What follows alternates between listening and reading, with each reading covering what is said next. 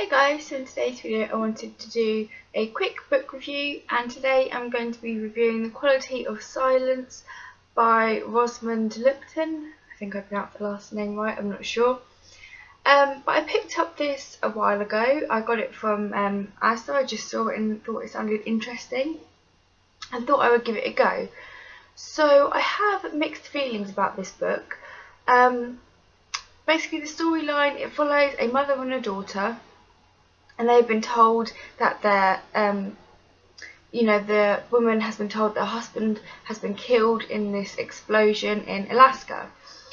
He is a wildlife photographer, and he's gone out there, and they went out to visit him, and upon arriving told that he'd been killed. However, the wife doesn't believe this. She doesn't believe that he has been killed for some reason. She just has this feeling, and she decides to go on this wild adventure to go and rescue him, basically, because she and the daughter believe that he is stranded out in the middle of nowhere in Alaska. So they have this whole kind of dramatic adventure of them trying to get to where he is. There's all these difficulties along the way. She doubts herself. She's, putting herself and her child in danger. She wonders if she's doing the right thing. People try and stop her along the way. I don't want to say too much about it because I don't want to give too much away. At one point, the mother believes she is being chased. That they are being followed. So that kind of adds a kind of element of, a thriller into the story.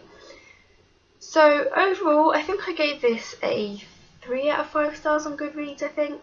The bits I enjoyed about it were the story is primarily told from the perspective of the child, of the daughter. And what I found really interesting about this book is that the daughter is deaf. So you're reading from a deaf person's perspective, which I've never done before. And like I said, I found it really interesting. I really liked the way they described her communication. She doesn't like to use her voice, she likes to use sign language. She's also, she carries a laptop around and she uses that to communicate with people. And I just found it really interesting, reading a book from a perspective of someone who can't hear, which is obviously where the title comes from, The Quality of Silence. And it kind of shows, the child's struggle and the parent's struggle with it, but also, a really beautiful relationship between the child and her parents. I just found that really interesting. I really liked that aspect of the book.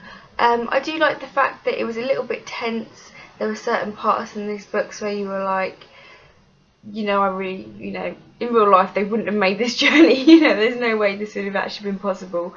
But yeah, it was quite intense in some parts, and I did enjoy that. It was quite quick and to the point. It wasn't slow. It just got straight into it. Now, the things I disliked about this book are, like I said, some of the things. It's like, they really, in reality, would this really be possible? Would they really be able to have made that journey with all the struggles they have along the way?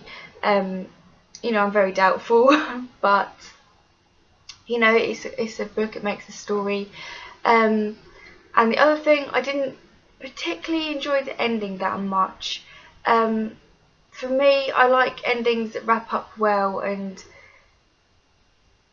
I don't know, for me it just didn't. For some people it probably would, but in my opinion, I just felt like,